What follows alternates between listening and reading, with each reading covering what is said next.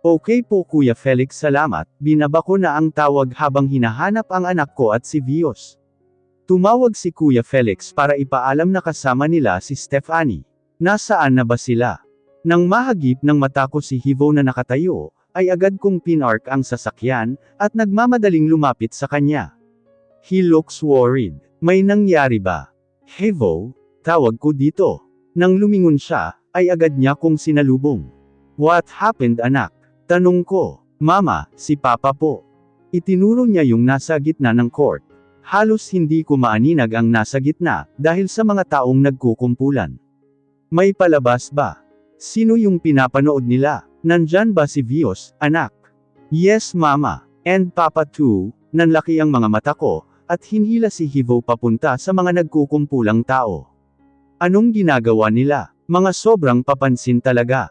Nang makasingit kami ni Hivo sa gitna, nakita ko si Silver at Vios na nagpapatagisan ng galing sa larong badminton. Bakit may badminton sila, at bakit nila ito ginagawa? Anak, anong nangyari? At mukhang seryoso ang dalawa sa ginagawa nila sa buhay. Hindi ko alam kung anong pinaglalaban nila. Are they into fight Mama? Kanina pa sila nagpapagalingan. Look, sinundan ko ng tingin ang tinuro ng anak ko, at nagulat nang makita ang maraming pagkain sa gilid. May stall pa ng mga pagkaing binibenta dito sa paligid. Maraming shoes na nasa box pa, at kung ano-anong gamit. They bought those. I told them I was hungry Mama, dahil gusto ko sabay kaming kakain for them to get a well, but they end up like that. Pagtatapos ko sa anak ko, mukhang nakikita ko na ang nangyari kanina sa kanila. Hindi sa anak kong si Stephanie sasakit ang ulo ko, sa kanilang dalawa na mga isip bata. Stay here, sabi ko kay Hivo, at agad na lumapit sa mga isip bata, na mukhang wala nang pakialam sa paligid. Kadalasan na nandito at nanunood sa kanila ay mga kababaihan. Kinukuhanan sila ng video at litrato. Ako ang papa, rinig kong sabi ni Silver. Ako ang naging papa niya, sagot ni Vios. Galing siya sa laman ko. Semilya ko siya nilabas mo. Pangit mo. Pangit ka din. Nagpalit-palit ako ng tingin sa dalawa. Hindi ko alam kung anong pinanghuhugutan nila. Mas gwapo ako. Nagmana sakin ang anak ko. Nek-nek mo. Pinakagwapo ako, sagot ni Vios. Let's ask him sinong mas gwapo. For sure ako kakampihan niya, dahil ako ang ama. Fine with me dahil mas mahal ako ng anak ko. Tumigil sila at sabay na lumingon sa gawi ko, para sana puntahan si Hivo. Nang makita nila akong nakapamiwang sa harapan nila, ay sabay din na nagulat. Anong pinaglalaban niyo? Tanong ko. Wife, babe, sabay na tawag nila sakin. Hindi na kayo nahiya. Pinagtitinginan na kayo ng lahat. Nasaan si Hivo? Imbes na bantayan niyo siya, heto at nagpapagalingan kayo. Yumuko silang dalawa na tila na pag-alitan ng isang ina. Napabuntong hininga na lang ako sa kawalan ng pag-asa, sa dalawang isip bata na to. Nagsialisan na rin ang mga tao, kaya nang lumingon ako sa anak ko, ay agad kong nakita na masaya siyang nakikipag-usap sa isang babae, na nakatalikod sa gawi namin, sigaw ni Vios at agad na tinakbo ang distansya sa pagitan namin kay Hivo. Nakita ko kung paano niya kunin ang anak ko, at dalhin sa tabi niya. Kilala ba ni Vios yung agad akong kinabahan nang lumingon sa amin ang babae? Cash niya, rinig kong bulong ni Silver, at agad na tumakbo papalapit kay Hivo. Hindi agad ako nakakilos. Naiintindihan ko ang reaksyon ni Vios, na agad niyang puntahan ang anak ko, dahil alam niya ang lahat ng ginawa ni Kia sa amin, ngunit aaminin ko ring nagulat ako na nakilala niya agad ito, kahit nakatalikod pa ito sa amin. And Silver, I sense fears in his voice, nang mapagtantong si Kia ang kausap ng anak namin. Pakiramdam ko ay may mabigat na rason, kung bakit ganoon ang reaksyon niya. Agad akong sumunod sa kanila. Humarap ako kay Kia, nakangiti ito sa amin. Oh, there you are, sabi niya at agad akong niyakap. Hindi ako kumilos. Hinayaan lang siyang yakapin ako. Grabe, ang laki na ng inaanak ko, tila hindi siya makapaniwala, habang sinasabi niya yan. Paano mo nalaman na nandito kami? Tanong ko, pinapasundan niya ba kami? Napadaan lang ako. Gusto ko kasing mag-jogging din nakita ko itong si Hivo. Madali lang naman makilala itong gwapo kong inaanak, dahil kamukhang kamukha niya ang papa niya, nakangiti ito. Ngayon ko lang napansin na, nakakatakot pala ang ngiti nito. Na parang may hindi magandang iniisip. Bakit hindi tayo mag-girls bonding, Rina? Let's invite our friends. For sure na miss kanila, aniya. Is this one of her tactics? Tas ano? Babalaki niya ulit akong tapusin. I'll think about it, sagot ko. Ano, mauna na ako sa inyo. Bye. Pinanood namin siya na umalis. Nang makita na nawala na siya sa paningin namin, ay doon lang ako nakahinga ng maluwag. Agad kong nilapitan si Hivo. Mama, bakit po? Anong sinabi ni Kia sayo? Wala mama, she just praised me. Nahihiya nga po ako kay Ninang aniya. Akin na si Hivo, Rina. Ako na ang maghahatid sa kanya sa bahay. I know may dapat ka pang asikasuhin, sabi niya at sinulyapan si Silver. Nang makaalis ang anak ko at si Vios, ay saka ko lang hinarap si Silver na nag-aalala pa rin ngayon. Come, let's talk. Sabi ko dito. Yes, we need to talk. Aniya at agad na hinigit ang kamay ko, papunta sa panarkingan ng sasakyan niya. Hindi ako nagreklamo, at nagpatangay lang sa kanya. Seryoso pa rin siya hanggang ngayon. Walang halong pagbibiro ang boses nito. Saan mo ako dadalhin? Mahinahon kong tanong sa kanya, nang makasakay kami sa sasakyan niya. Hindi siya sumagot, at patuloy lang sa pagmamaneho. Nakarating kami sa bahay niya. Yung bahay kung saan ako naninilbihan noon. This house bring back memories. Mga panahon na ang problema ko lang, ay kung matatanggap ba ni Silver ang bata o hindi. Nang makapasok kami sa loob, agad kaming sinalubong ng batang babae, na kaedad yata ni Stephanie. Daddy, agad na binuhat ni Silver ang bata, at lumabas mula sa kusina si Amanda na naka-apron pa.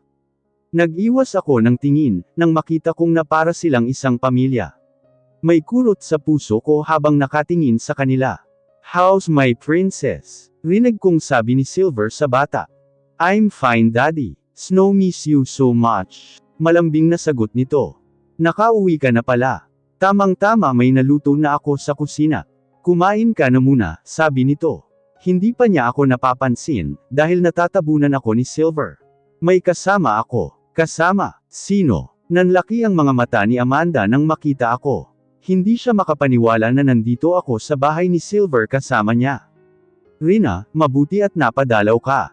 Come, may niluto ako. Let's eat, sabi niya at inakay niya ako papunta sa kusina.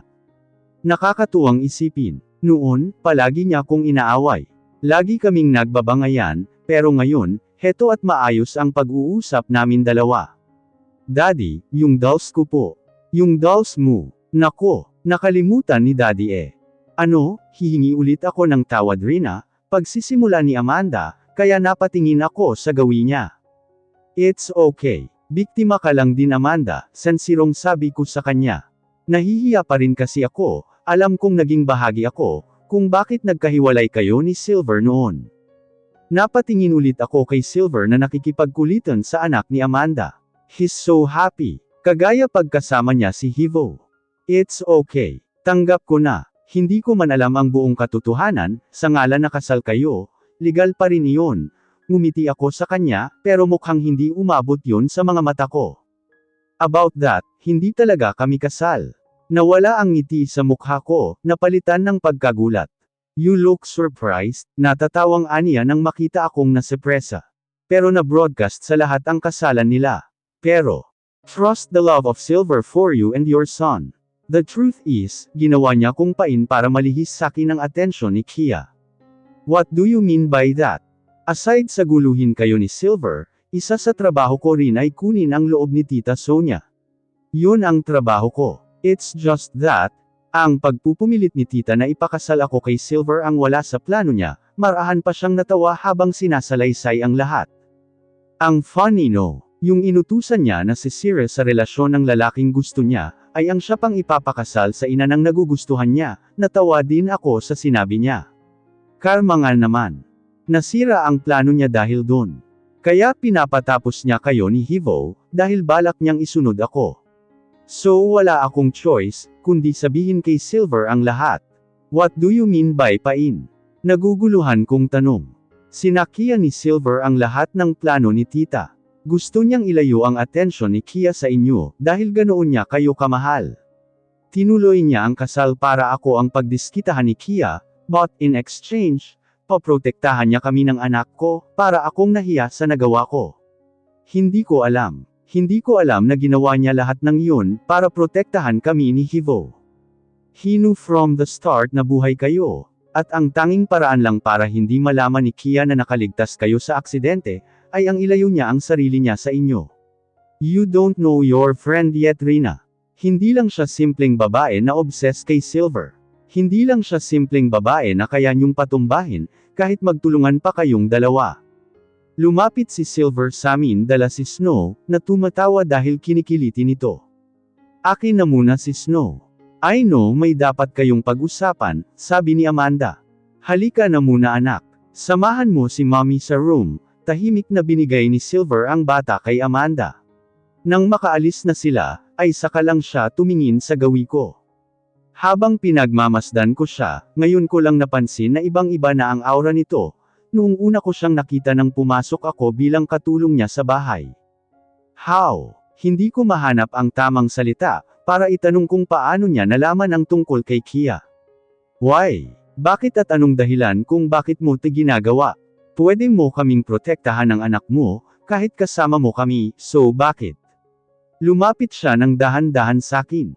Dahil nakaupo ako, lumuhad siya at niyapos ang dalawang kamay sa bewang ko.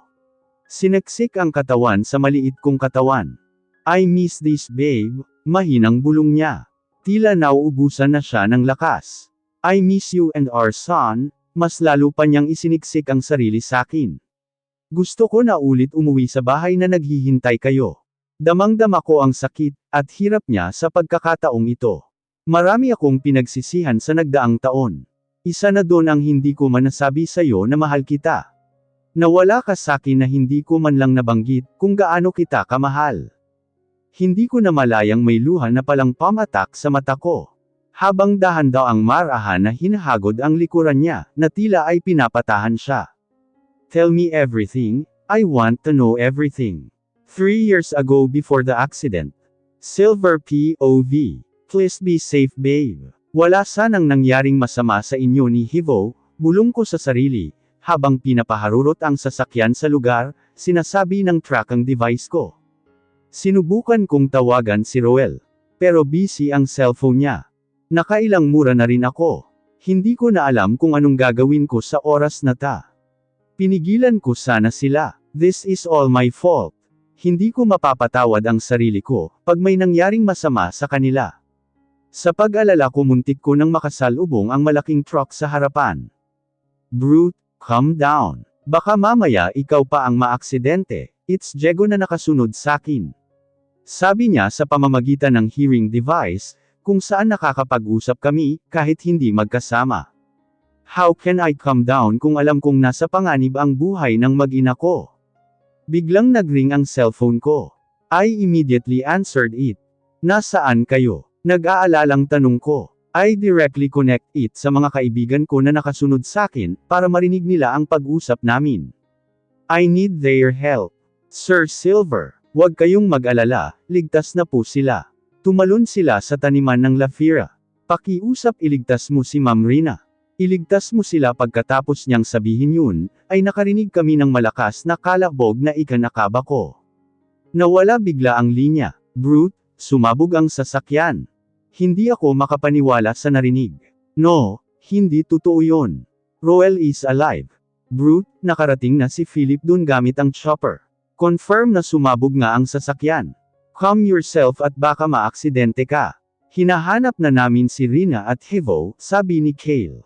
Pagdating namin sa lugar kung saan naaksidente si Roel, nakumpirma namin na hindi niya kasama ang mag-ina ko, sa nangyaring pagsabog. Hindi ko alam kung ano ang dapat kong maramdaman ngayon. Masaya ako na ligtas ang mag-ina ko, pero nalulungkot ako sa nangyari kay Roel. He's loyal and a good assistant to me. Gulong-gulo ako na umuwi sa bahay. Hindi pa namin nakikita si Rina at Hivo. Umupo ako sa sofa at nakita si Aling Lourdes na umiiyak. Hindi ko alam kung bakit. Lumapit siya at lumuhad sa harapan ko. Manang, ano pong ginagawa niyo? Nagtatakang tanong ko. Sir Silver, patawarin niyo po ako. Kumunat ang noo ko sa sinabi niya. Bakit? Ano bang nagawa niya? Anong ibig niyong sabihin? Tanong ko. Patawarin niyo po ako, aniya at humagulgol ng iyak sa harapan ko. Hindi ko alam anong parte ang hinihingian niya ng tawad. Manang, wala po kayong kasalanan, sabi ko dito. Sir, parang kilala ko po ang may pukana ng aksidente kina Rina. Nanlaki ang mga mata ko nang marinig ang sinabi niya. Si sino? Si Kashnia Gire po. Sinong Kashnia? At bakit niya alam? Paano ka nakakasigurado na siya? At sino ba siya? Naguguluhang tanong ko. Siya po ang nag-utos sakin na bantayan kayo. Siya po ang isa sa kaibigan ni Rina. Right. I didn't meet her friends. Only Agatha. Pero bakit? Bakit niya ko pinapabantayin? Tatanungin ko na dapat siya, nang biglang kumalabog ang pintuan. Nang lingunin namin ito ay wala namang tao. Why? Hindi ko na rin alam kung anong mararamdaman ko. I respect her dahil tinuring ko din siya bilang ina. Sa pagkakaalam ko po Sir Silver, ay gusto niya lang malaman ang bawat kilos mo. Wala po siyang ginagawang masama sa inyo, pero nung dumating po si Rina dito, napapansin ko po ang pagbabago sa kanya. Lagi na po siyang nagbabanta at galit. At pinapaalala sa akin na bantayan ko ang galaw ni Rina, na wag ko siyang palalapitan sa iyo. Si Aling Lourdes. Imposible. Hindi ko alam na tauhan siya ni Kia. Kaya ba noon ay pinagsasabihan niya ako na layuan si Silver para kay Amanda, pero ang totoo ay utos ni Kia. I think babe, tuwing may ginagawa tayong activities sa kwarto ko, at lagi niya tayong iniistorbo, ay dahil sa utos sa kanya, natawa siya kaya bahagya kong kinurot sa tagiliran. Nagawa pa talagang isingit ang usaping ito sa gitna ng seryosong usapan. Doon kayo unang nagkaideya, na baka si Kia ang nasa likuran nito. Yes, that's why we started to investigate. My friend, Philip. Naaalala mo pa ba siya? Tanong niya. Yeah, he's one of your friends right? Siya yung una naming na-meet sa airport at sa hospital. Yeah, kahit ganoon yun, maraming access yun when it comes in Hakang. With his help, binalikan namin ang lahat ng lugar ko na napuntahan ko. Before ka pa pumasok dito bilang katulong sa bahay ko, lagi pa siyang nakasunod sakin. Sa bar, sa resto, court, kahit saang lugar nakasunod siya sa kada taon. Parang kinilabutan ako sa sinabi niya. Sinong matinong tao ang gagawa nun? Stalker kung baga. Nagulat din ako nang malaman yun. Hindi ko alam na nakasunod siya sakin. Sa mga nakikita mo, hindi ba siya naglakas loob lumapit sa'yo? Tanong ko sa kanya. That time, I was with Amanda. You know that Amanda was my girlfriend right? So lagi kaming magkasama, that's why hindi siya makalapit sakin. So what she did, kinuha nila ang ama ni Amanda para layuan ako. That revelation, si Kia ba talaga ang may gawa nun? I can't believe it. Kung wala lang akong alam, hindi siguro ako maniniwala kay Silver dahil noon, mabuti lahat ang pinakita niya. I didn't know na pakitang tao lang pala lahat ng yun. But then, I didn't give up on her. I pursued her hanggang sa pinalipad nila si Amanda sa Canada, and sinet up ni Kia lahat. Nag-hire siya ng lalaki para palabasing may iba si Amanda and niloloko ako. Natahimik ako. Sa Canada, kung saan ko siya nakilala.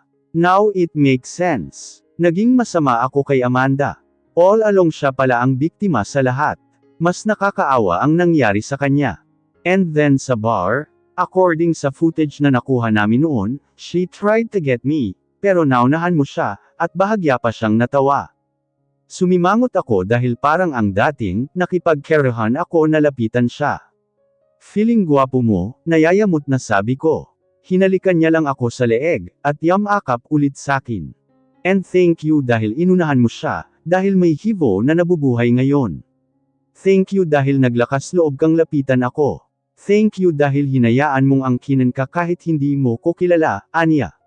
Thank you babe for coming into my life. Somehow, I smiled. Parang unti-unting nawala ang pagkamuhi ko sa kanya. Bumalik ang pakiramdam na masaya kapiling niya. So yun, nung umuwi ako sa Pinas sinundan niya na ako. After ko umuwi, pinasa na sakin ni Dad ang kumpanya, kaya humiwalay na ako sa kanila. I bought this house at syempre kailangan ko ng helper, at Doon pumasok si Aling Lourdes, si Mommy nag-hire sa kanya, at pinagkakatiwalaan siya ni Mommy. I didn't know na inutusan na pala siya ni Kia na bantayan ako. Habang nakabantay siya sa amin ni Hivo, pagtatapos ko. Yes, dahil according to Kale, kaibigan niyo na siya nang ipinagbubuntis mo pa lang si Hivo. Nanggagalaiti na talaga ako sa galit kay Kia. Napaka walang hiya niya. What happened to Aling Lourdes? Tanong ko nang maalala si Aling Lourdes. I help her. Tinago ko sa isla na pagmamayari ni Ben. Kailangan niyang malayo dito, kasama ang pamilya niya, dahil biktima lang din siya. And about the wedding, I cut him off. Nasabi na ni Amanda sakin lahat. Amanda told me everything, sabi ko sa kanya. Nahanap namin kayo sa tinutuluyan nyo. Gusto ko kayong kunin, pero nawala ang ngiti at sigla sa mga mata niya. Kinabahan ako sa hindi ko malamang dahilan. What happened? Nalaman namin na si Kia ang nagmamay-ari ng malaking kasino sa Europa at Asia. Marami rin siyang illegal na negosyo, kaya hindi basta-bastang kalabanan. Lalo pat dumating sa amin ang balita na nawawala si Hana. Literal na nanlaki ang mga mata ko. Biglang kumabog ng mabilis ang puso ko. Parang bumagal ang aking paghinga, lalo na nang sabihin ni Silver na rinig niya ang usapan namin ni Manang Lourdes. Napag-alaman namin na hawak siya ng isa sa mga tauhan ni Kia Gira.